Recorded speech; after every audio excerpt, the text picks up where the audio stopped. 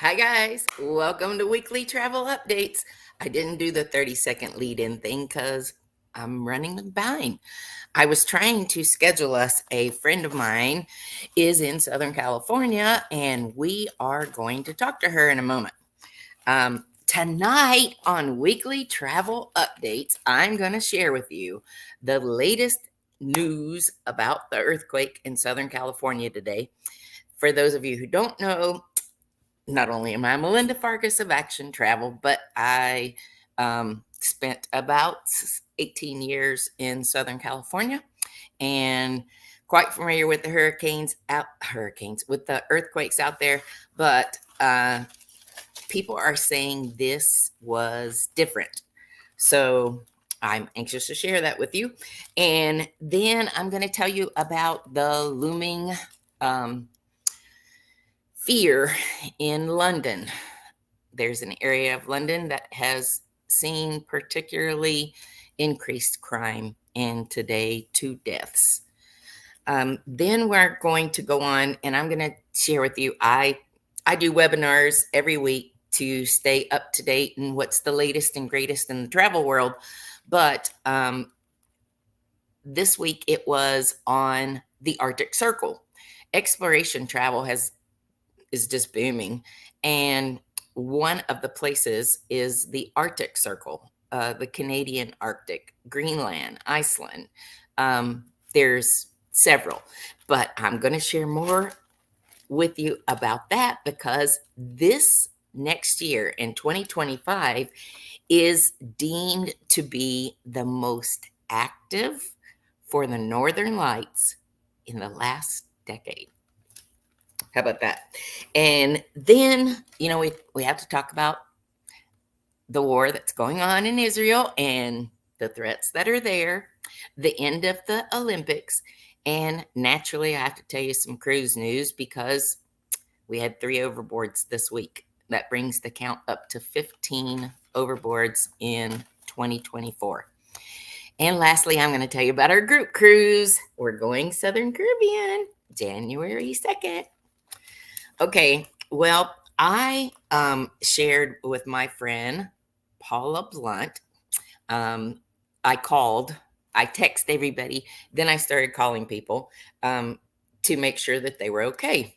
And we are going to start off this show by giving Paula a call. She is driving home now, but we are going to try it.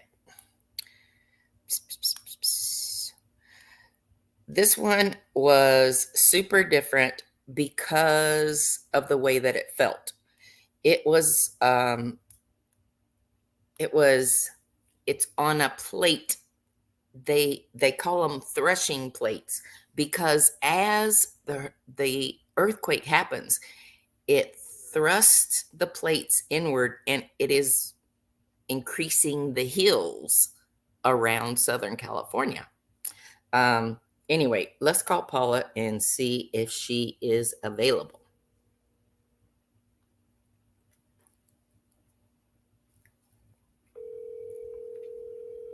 I hope you can hear that. That's the loudest I can go. Hello. Hey there. Hey there. I have you on my live show tonight. Do you feel safe driving home? Yes, I feel safe driving home. I'm just being rhetorical. I always feel safe. I'm a safe driver. And I watch all the other lunatics around me to make sure I can still try to stay safe. Thank you for being kind and not mentioning me in that statement. I just, at the end of it, I was going to say something and I opted not to. You're welcome. Thanks. Paula and I were roommates in college days and early work years, and I thank you for being kind to me. Tell us about the earthquakes. When I called Paula, I think the most interesting thing was, no, she didn't feel today, but she did earlier this week. So share with us. It was the other way around. I did feel today's earthquake. Okay. And I'm trying to think. It was outside, just near South Pasadena. Right. And I was down in Irvine, so we're probably looking at probably 45-mile distance. Wow. And I did feel that one. That one was, I believe it was a 4.6. Yeah, they reduced it to a 4.4 now. Okay. So, I felt a little bit of a jolt, and, it stopped for a second, and then it started up just a little bit. And so then I always get not being native California, I'm not that, they don't bother me. They scare the heck out of me.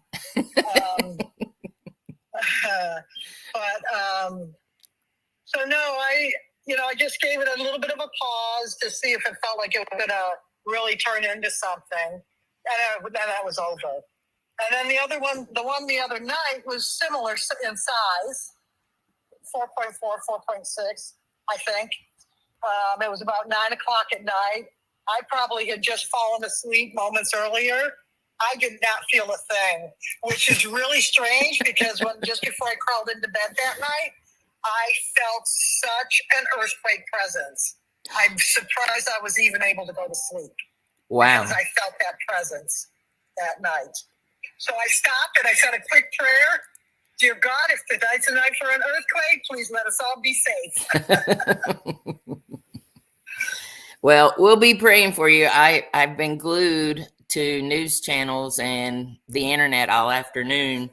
It kind of changed my theme for tonight because it sounds like it was felt strongly as far east as San Bernardino and just below San Diego. And Well, but it kind of makes sense if you think of where is. It kind of makes sense for it to have been felt in those areas.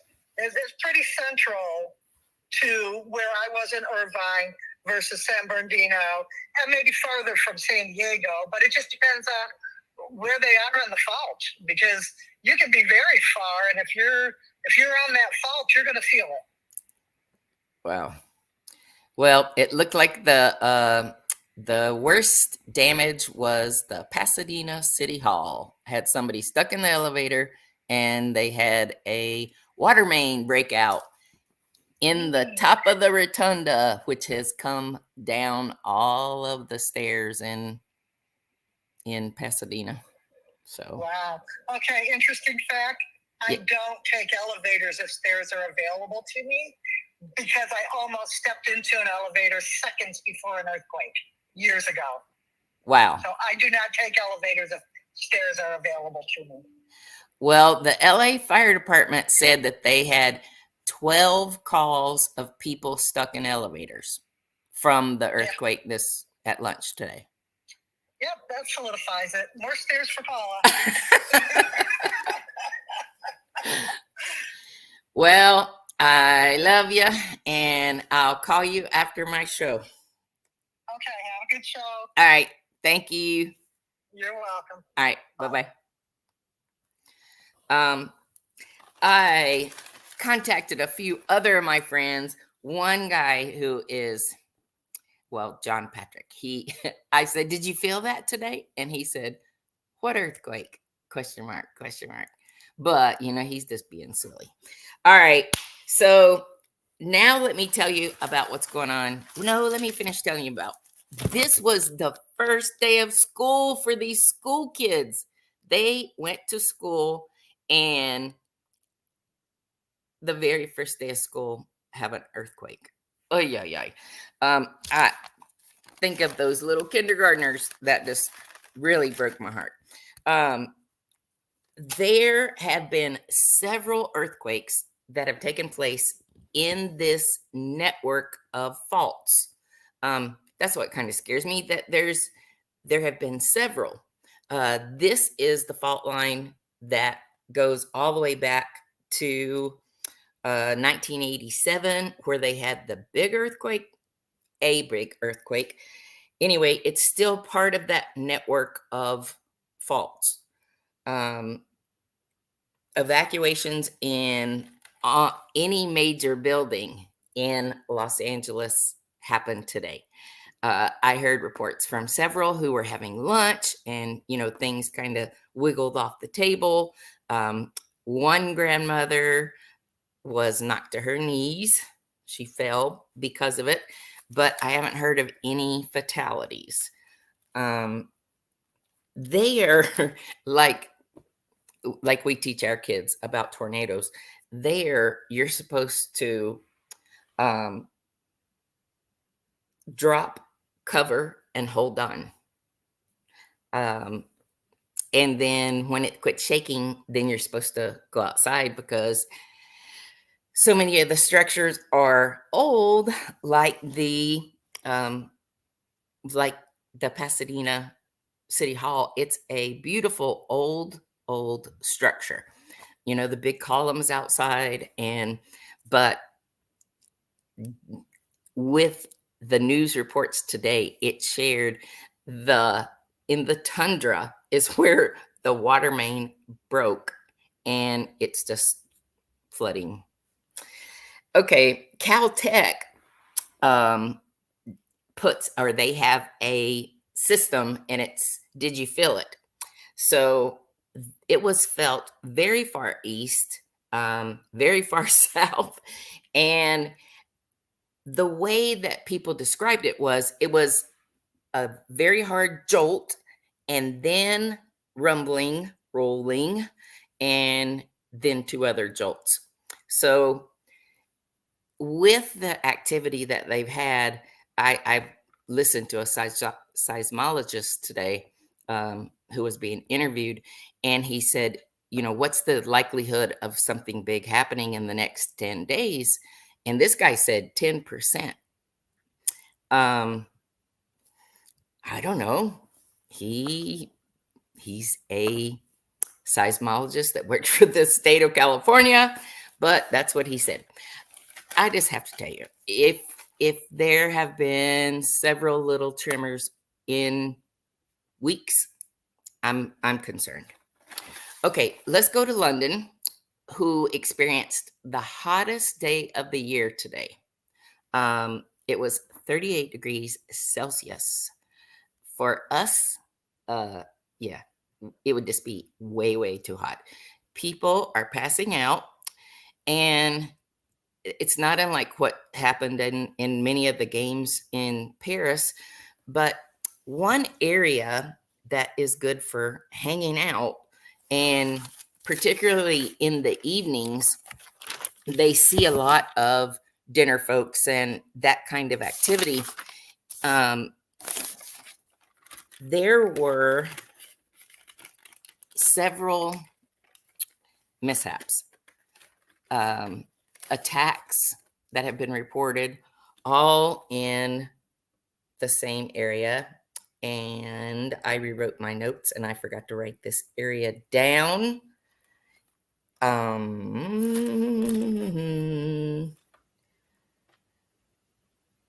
It is, I started to say it's a square, but in London, there are like many squares. It's in Leicester Square. A mother and daughter in broad daylight today were stabbed. 2 weeks ago, there was a stabbing and a death in the same area. I listened to a news report on Sky News, and one guy who was interviewed, who's local there, he said, we just don't come down here after dark anymore. And that's sad. But it's becoming more the norm. And I tell my customers, be aware of your surroundings anytime you walk out of your hotel room. If you finish dinner and you can't be around with a big crowd of people, you're just best not to be out. Of course, this happened in crowd and it happened in broad daylight. Most of Leicester Square is restaurants, bars, and eateries. So it's just an area that typically has a lot of travelers and local people. So it's one place that I will be steering my customers who are going next month clear of. Then I watched a webinar this week, and I was amazed to find that next year is going to be the year for the Northern Lights. We have the largest predictability for Northern Lights activity in 2025 as we've seen in all of the last 10 years combined. That's strong. So I've had some people ask me about Alaska again, and I am toying with that idea. In order to see the Northern Lights, we have to go early in the season or late in the season, so that we have some nighttime so we can see lights in the sky. If you have interest, please let me know. It depends on the interest whether or not we actually do an 11th group trip to Alaska, but it would likely be in September, first part of September. That'd be where I would start with. Okay, then the Paris Olympics are over. We did great. No major incidents, but several foiled or disrupted plans that they caught people in. It's not surprising because many of the venues were outside, and Paris is already a city full of travelers and full of people, irrespective of the Olympics. But all in all, it came out good. The U.S. was strong, and we'll just look forward to seeing the Olympics in Los Angeles. I think I may have to go out there. Let me share with you, before I go into our tour for January, let me tell you, stocks rebounded a bit. I shared with you last week after the big crash where stocks were. All of them had fallen. Carnival's recovered up to $14.77. However, anything under $15 is usually a good deal. Royal Caribbean has rebounded with a 7% increase, and they're back to 155.75. NCL is pretty flat. They're about the same, 15.74, and Viking increased slightly at 33.55. Now, I have a few people on who are watching to hear about the specifics of our group trip. We have some travelers that we've been doing their trips for a long time. One of them is Daryl Carter, and he generally goes on a trip by himself. The last few years, grandkids have been going. This year, he wanted to do a cruise and be some places that he hadn't been in a long time. And so we chose Southern Caribbean. We're using Celebrity Eclipse. So on a scale, it's like, let me do it this way. It's like MSC, Carnival. This is my opinion. Royal Caribbean, NCL on most ships is somewhere in here. Then Celebrity is the upsell to Royal Caribbean. That's their sister company, and that's their upsell. That's kind of where the pecking order is. They are known best for their food and entertainment. This sailing will be a 9-day sailing. And if you've checked out cruise prices recently, I would challenge you. This is better than any 7-day sailing I've quoted in a couple of months. But we're sailing out of Fort Lauderdale on January 2nd, which means we're flying down January 1st. And there's a 12:30 in the afternoon flight. So even if you stay up late the night before for New Year's, anybody ought to be able to make it to a 12:30 flight. Anyway, we'll fly down to Fort Lauderdale, spend one night near the cruise port, and then we'll get on the Celebrity Eclipse. It's 3 days at sea. So after the holidays, imagine yourself basking in the sunshine. I am sorry. Basking in the sunshine of the Caribbean when all your friends are home freezing. We will have 3 days at sea to recover from the holidays, and all the shipboard activities are open, during that time, but we're not going to be in any port. We have to get to the best ports for the winter, which are Aruba, Bonaire, Curacao, and we'll have 1 day at sea, and then we go to Grand Cayman, and 1 day at sea to get back to Fort Lauderdale. Now, the ABC Islands, Aruba, Bonaire, Curacao, are denoted because they're outside of weather systems. It would be a rarity that we would see weather get to that area. But because it's so close to the equator, it's going to be terribly warm. And the cruise package that we have, you can do it with all the meals, all the drinks, shore excursion credits, free Wi-Fi for 1 device per person, and total for two, less than $4,500. If that interests you, we are about, I don't know, 12, 14 people right now. We would love for it to get about 20. Then we can, then we charter buses when we get into port so that we don't have to do shore excursions. And then if we see something that we like, then it's our bus. We can kind of go where we want to go. So I would welcome you. Reach out to me. You'll see my email right here running across the bottom. But email me if you have interest, or if I've done something for you recently, text me and let me know that you have interest, and I will share with you what is left available. Balconies are getting kind of slim. Oh, that price I gave you was a balcony. I have one traveler who said, just tell me what's the lowest price I can get on the ship and have my own cabin.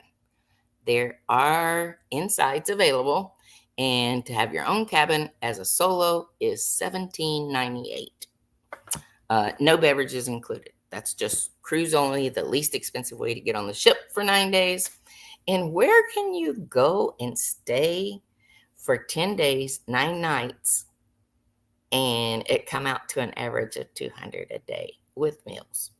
I don't think there's very many places. All right, guys, thank you for checking us out, and I hope you have a wonderful week.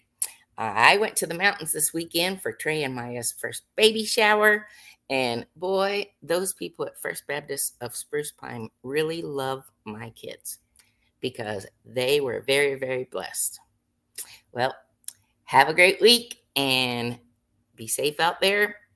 Be vigilant. Pray for our nation. Our military have got, I'll stray just a second.